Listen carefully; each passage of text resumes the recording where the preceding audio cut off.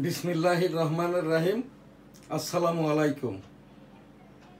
জয় বাংলা, আমার সোনার বাংলা, আমি তোমায় ভালোবাসি। আমি 1971 সালের রণাঙ্গনের একজন 265 দিনের মুক্তিযোদ্ধা এম শাহজাহান আলী গোলদার,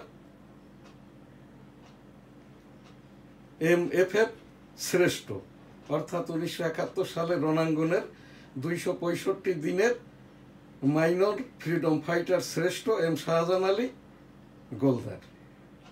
আমরা এসে 1971 সালের মুক্তিযুদ্ধের 1971 সালের 2টি এবং 1972 সালের একটি, মোট 3টি ঈদ ইন্ডিয়াতে উদযাপন করি।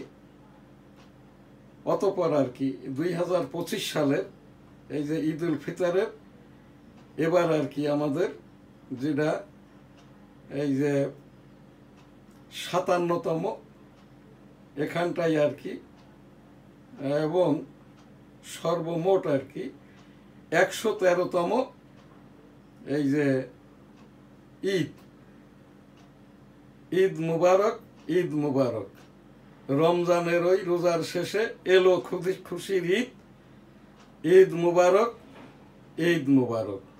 বিশ্বব্যাপী এই যে বাংলাদেশের পক্ষ হতে 1971 সালের রণাঙ্গনের আমি একজন MFF শ্রেষ্ঠ মুক্তিযোদ্ধা হিসাবে বিশ্ব মুসলিম উম্মার প্রতি, ফিলিস্তিনের প্রতি যে বর্বরতা হচ্ছে, নির্মমতা হচ্ছে, সেই জায়গার ওপরেই আর কি ইস্তেগফারের সাথে আস্তাগফিরুল্লাহ রাব্বিহিম মিন কুল্লি যামবি ওয়া আতুবু ইলাইহি ওয়া লা হাওলা ওয়া লা কুওয়াতা ইল্লা বিল্লাহিল আলিয়্যিল আযীম। আমিন। বাংলাদেশ আওয়ামী তাঁতি লীগের আমি প্রচার প্রকাশনা সম্পাদক এবং বঙ্গবন্ধু আদর্শ মূল্যায়ন গবেষণা সংসদের ভারপ্রাপ্ত সাধারণ সম্পাদক। ডেমোক্রেটিক বাংলাদেশ 1987 সালে প্রতিষ্ঠা করা যে সংগঠন, ডেমোক্রেটিক বাংলাদেশের প্রেসিডেন্ট আমি এম শাহজাহান আলী গোলদার।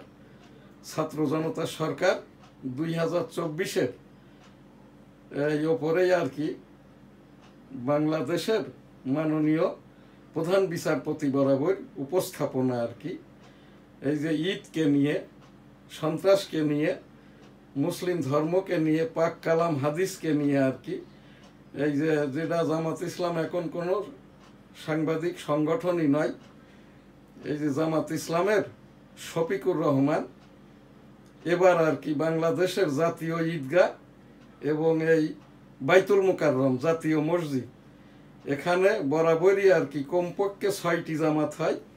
এবার জাতীয় মসজিদ বাইতুল মুকাররমে 4টি জামাত হয়েছে এবং ঢিলে ঢালা মুসল্লিদের স্বতঃস্ফূর্ত উপস্থিতিও যেমন নাই, জাতীয় ঈদগাহেও একই অবস্থাটা আর কি। তো এই জায়গাটাই এই যে জামাত ইসলামের, আমি এখান থেকে মহানবী মুহাম্মদুর রাসূলুল্লাহ সাল্লাল্লাহু আলাইহি ওয়াসাল্লামের বিদায় হজের ভাষণ এর ওপরেই আর কি এখানে বলবো, নামাজ এবং রোজার যে ডিসিপ্লিন, এই যে নামাজটা স্থান কাল পাত্র ভেদে সময় অনুপাতে ফজর, জোহর, আসর, মাগরিব, ইশা 2, 4, 4, 3, 4 17 রাকাত ফরজ নামাজ আদায় করতে হবে। যেটা আমি দশককাল পূর্বে যখন মক্কা মদিনাতে গিয়েছি দেখেছি, মক্কার সাথে মদিনার ওই যে নামাজের নির্ঘণ্ট অনুপাতে সময়ের ব্যবধানটা থাকে।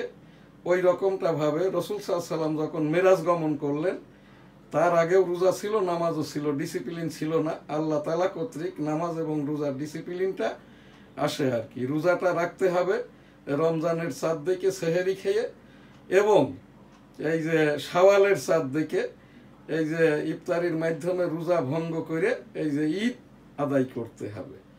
এখন আমাদের এই দেশে ইহুদি এবং কাদিয়ানিদের টাকার জোরে আর কি মসজিদগুলো আর কি সব দখল করে নিয়েছে।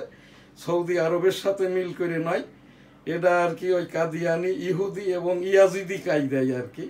জামাত ইসলাম তো তারা স্বঘোষিত ইয়াজিদি মুসলমান। ইয়াজিদি মুসলমান অর্থাৎ ওই যে সিরিয়ার গভর্নর ছিল হযরত উসমান রাদিয়াল্লাহু তাআলা আনহুর আমলে, তো সেই মুয়াবিয়া পুত্র ইয়াজিদ, তারই সৈনিক শিমার রসুল সাল্লাল্লাহু আলাইহি ওয়াসাল্লামের নাতিদেরকে কিল করেন।